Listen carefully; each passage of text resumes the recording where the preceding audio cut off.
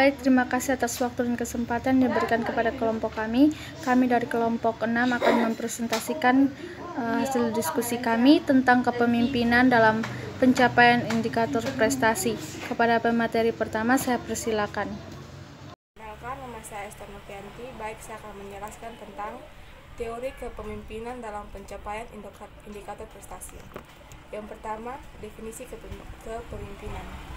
Pengertian kepemimpinan adalah sebuah kemampuan yang terdapat dalam diri seseorang untuk bisa mempengaruhi orang lain atau memandu pihak tertentu untuk mencapai tujuan. Sementara itu, definisi pemimpin dalam Kamus Besar Bahasa Indonesia adalah orang yang memimpin.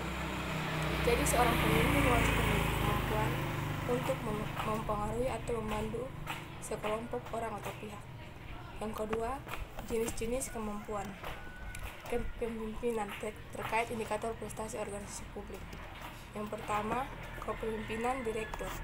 Tipe kepemimpinan ini sama dengan model kepemimpinan otoritas, bahwa pendekatan yang dilakukan mengenai tekanan, pemaksaan dan pengarahan yang khusus diberikan oleh pemimpin. Yang kedua, kepemimpinan suportif. Kepemimpinan ini mempunyai kesediaan untuk menjelaskan sendiri, bersahabat, mudah didekati, dan punya perhatian kemanusiaan yang murni terhadap bawahannya. Yang ketiga, kepemimpinan partisipatif. Pada kepemimpinan ini, pemimpin berusaha meminta dan menggunakan saran atau ide dari para bawahannya, namun pengambilan keputusan masih tetap berada padanya. Yang keempat, kepemimpinan berorientasi pada prestasi.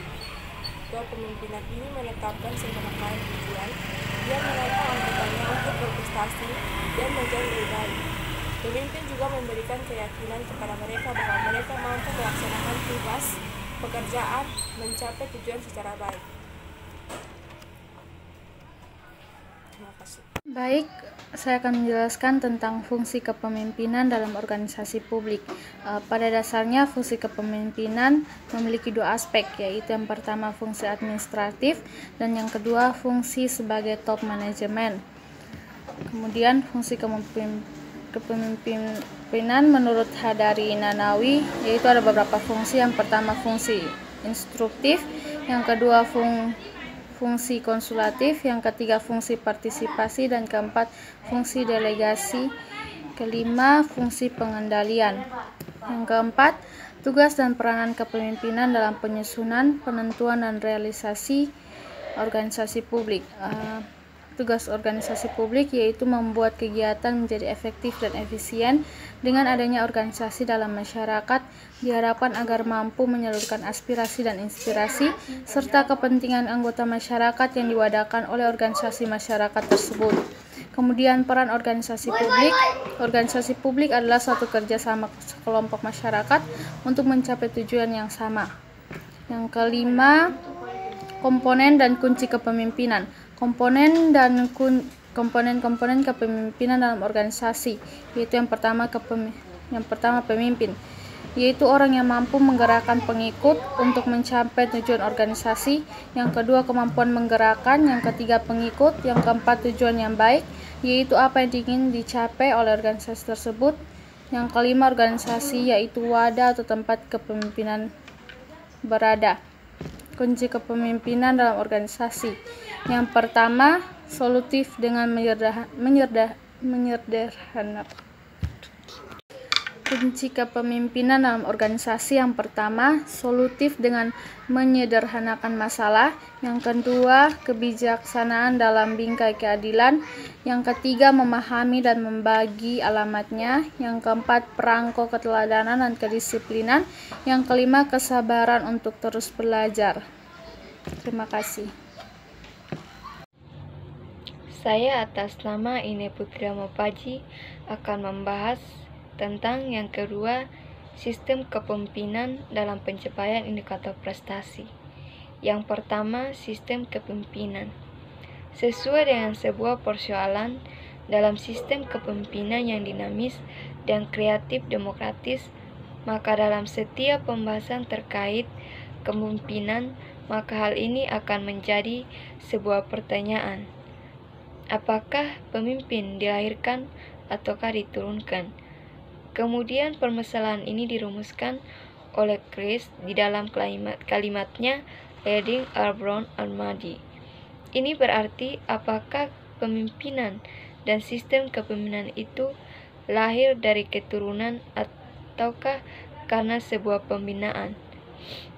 Apabila memang harus diakui kebenaran bahwa seorang pemimpin dan sistem kepemimpinan itu sendiri adalah bagian dari keturunan, maka berarti masalah bakat keturunan dan juga karena itu hanya daripada keturunan keluarga tertentu, ras tertentu, golongan tertentu dapat ditunjuk atau dapat diangkat kembali menjadi seorang pemimpin dalam sistem kepemimpinan untuk mendukung status seorang pemimpin. Yang kedua, kepemimpinan dalam pencapaian kerja. Menurut Kartono 2008, gaya kepemimpinan seorang dapat dilihat dan dinilai dari beberapa indikator sebagai berikut. Yang pertama, kemampuan mengambil keputusan. Pengambilan keputusan adalah pendekatan yang sistematis terhadap hakikat alternatif yang dihadapinya dan yang mengambil tindakan yang menurut perhitungan yang merupakan tindakan yang paling tepat. Kedua, kemampuan motivasi.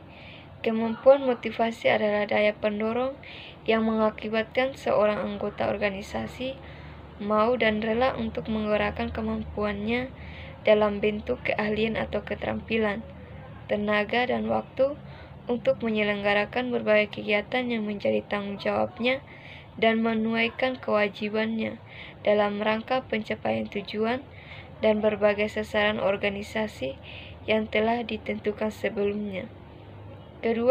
Ketiga, kemampuan komunikasi. Kemampuan komunikasi adalah kecakapan atau kesanggupan penyampaian pesan, gagasan atau pikiran kepada orang lain dengan tujuan orang lain tersebut memahami apa yang dimaksudkan dengan baik secara lisan atau tidak langsung. Yang keempat, kemampuan mengendalikan bawahan. Seorang pemimpin harus memiliki keinginan untuk membuat orang lain mengikuti keinginannya dengan menggunakan kekuatan pribadi atau kekuatan jabatan secara efektif dan pada tepatnya demi kepentingan jangka panjang perusahaan, termasuk di dalamnya memberitakan orang lain apa yang harus dilakukan dengan nada yang bervariasi, mulai dari nada tegas sampai meminta atau bahkan mengancamnya. Tujuannya adalah agar tugas-tugas dapat dirasakan dengan baik. Kelima, tanggung jawab. Seorang pemimpin harus memiliki tanggung jawab kepada bawahannya. Tanggung jawab bisa diartikan sebagai kewajiban yang wajib menanggung, memikul jawab, menanggung segala sesuatu, atau memberikan tanggung jawab dan menanggung akibatnya. Keenam, kemampuan mengendalikan emosional.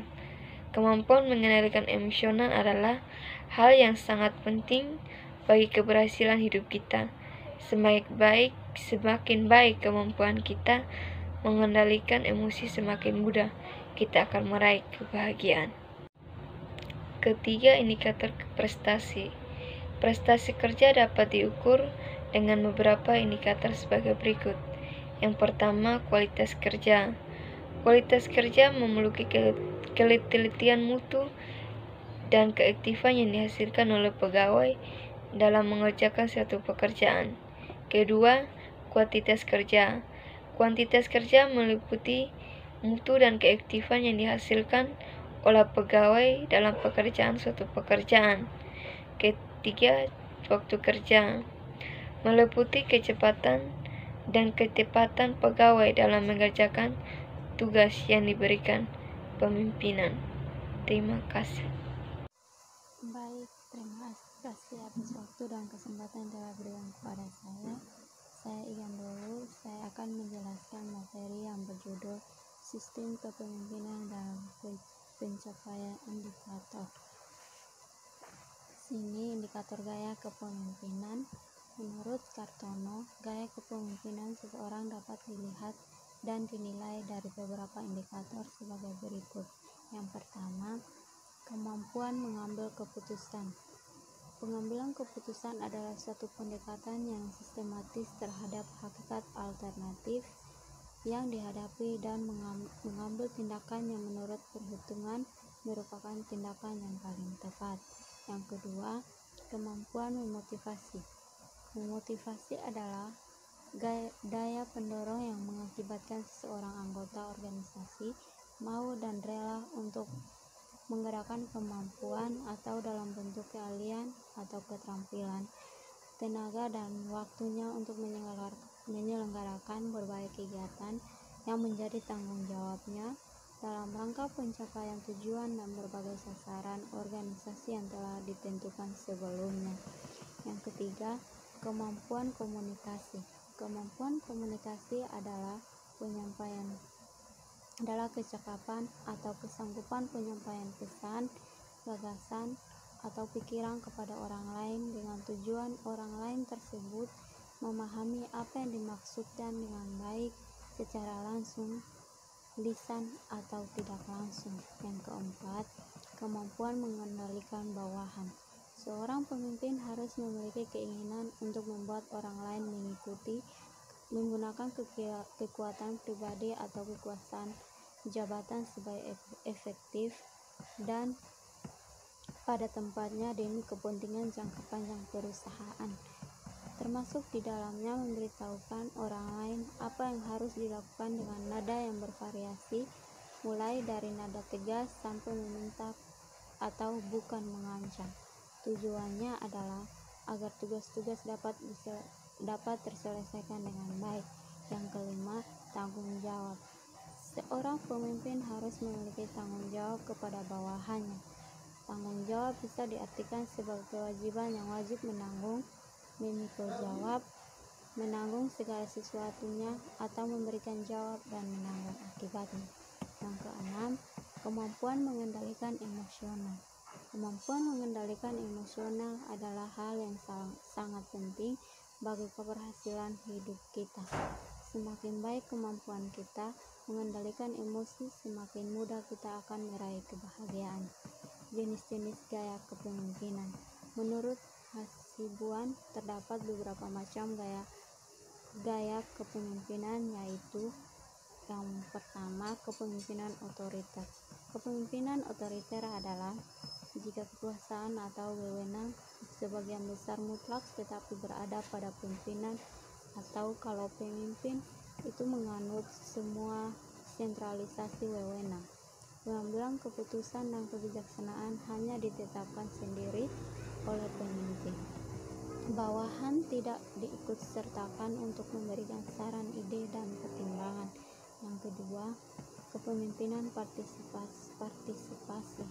Kepemimpinan partisipasi adalah apabila dalam kepemimpinannya dilakukan dengan cara persuasif dan partisipasi para bawahan agar merasa ikut memiliki perusahaan.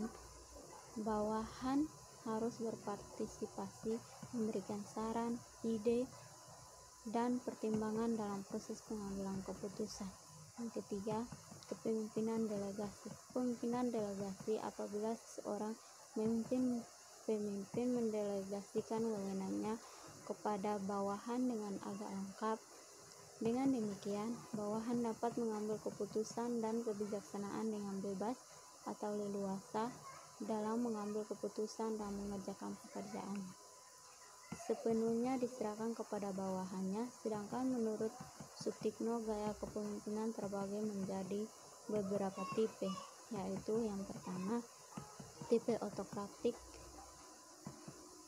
Tipe kepemimpinan menganggap bahwa kepemimpinan adalah hak pribadinya atau pemimpin, sehingga ia tidak perlu berkonsultasi dengan orang lain dan tidak boleh ada orang lain yang turut campur tangan.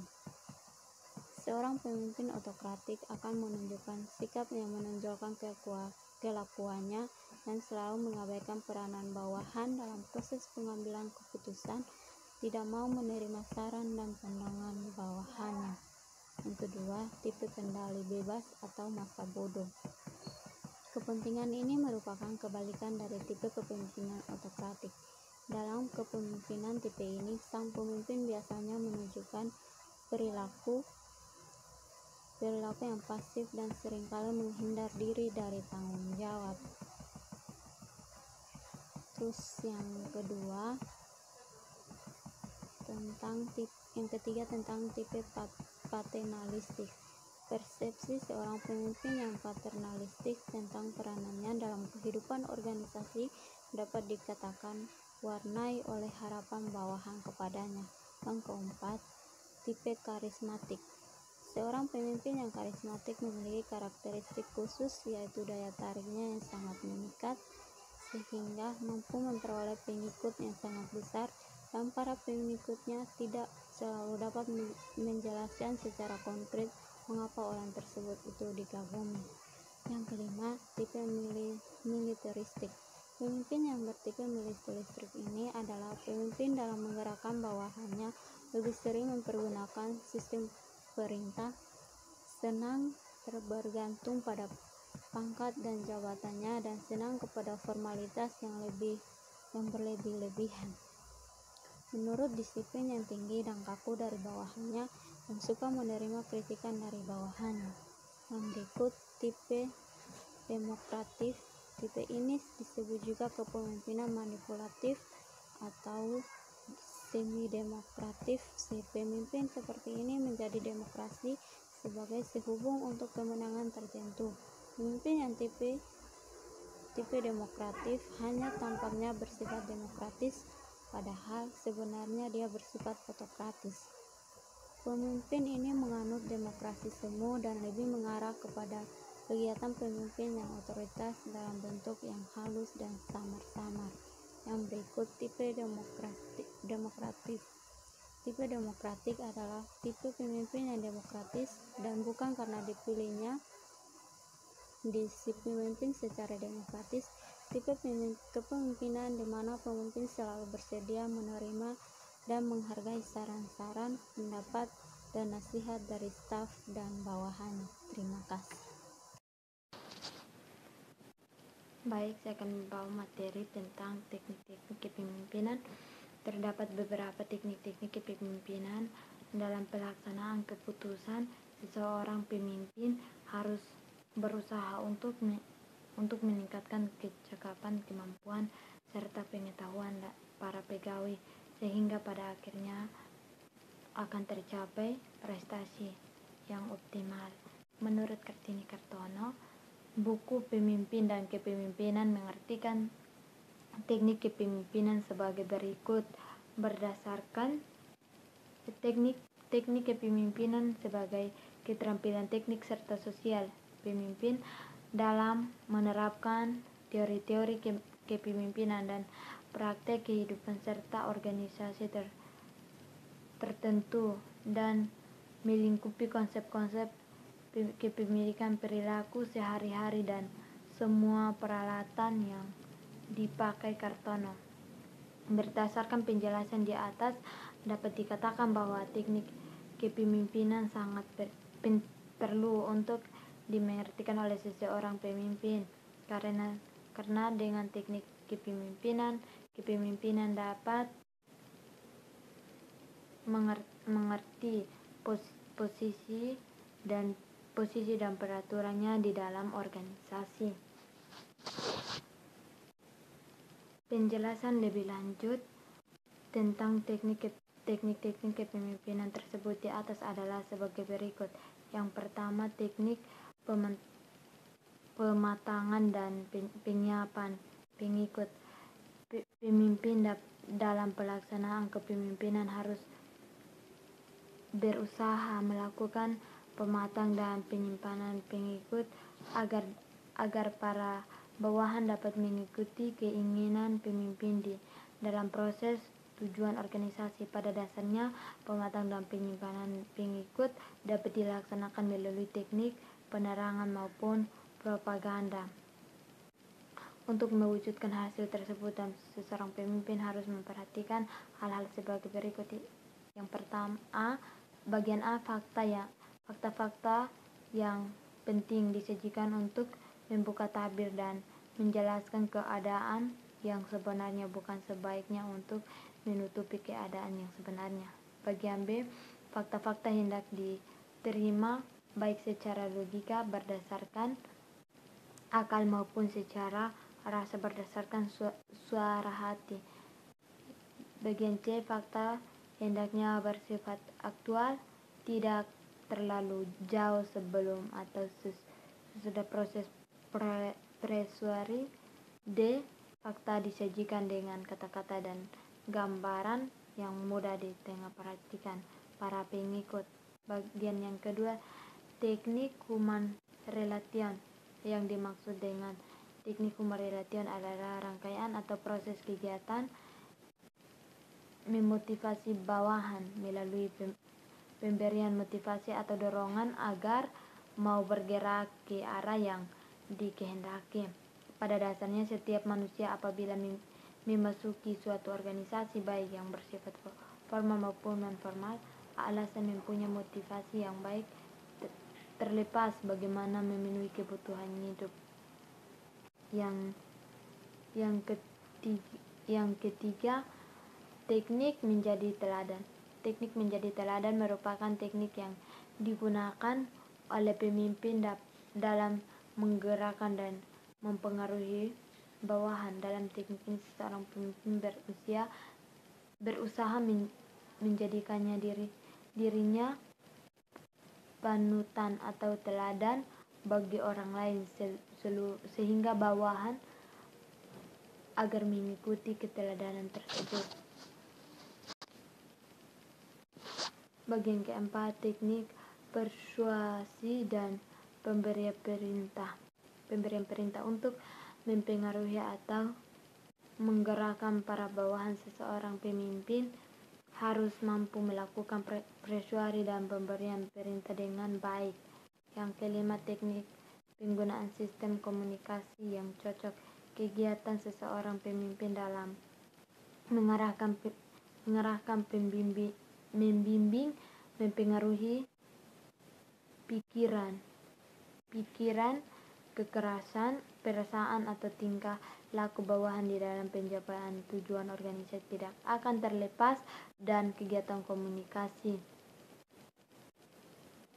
Dan yang keenam, teknik penyediaan fasilitas. Untuk peningkatan kemampuan pegawai di dalam melaksanakan tugasnya, maka seseorang pemimpin harus memperhatikan kebutuhan dalam fasilitas kerja yang diperlukan oleh para pegawai, sehingga akan tercapai hasil yang optimal. Nama saya Gian Tameno. Saya akan membahas materi tentang contoh kepemimpinan dalam pencapaian indikator prestasi. Menurut Kartono, gaya kepemimpinan seseorang dapat dilihat dan dinilai dari beberapa indikator sebagai berikut. Yang pertama, kemampuan mengambil keputusan. Pengambilan keputusan adalah suatu pendekatan yang sistematis terhadap hakikat alternatif yang dihadapi dan mengambil tindakan yang menurut perhitungan merupakan tindakan yang paling tepat. Yang kedua, kemampuan memotivasi. Kemampuan memotivasi adalah daya pendorong yang mengakibatkan seseorang anggota organisasi mau dan rela untuk menggerakkan kemampuannya dan waktunya untuk menyelenggarakan berbagai kegiatan yang menjadi tanggung jawabnya dan menunaikan kewajibannya dalam rangka pencapaian tujuan dan berbagai sasaran organisasi yang telah ditentukan sebelumnya. Yang ketiga, kemampuan komunikasi adalah kecakapan atau kesanggupan penyampaian pesan, gagasan, atau pikiran kepada orang lain dengan tujuan orang lain tersebut memahami apa yang dimaksud dengan baik secara langsung, lisan, ataupun tidak lisan. Perkenalkan, nama saya Rio Arkamejo. Saya akan melanjutkan presentasi tentang contoh kepemimpinan dalam pencapaian indikator prestasi. 4. Kemampuan mengendalikan bawaan.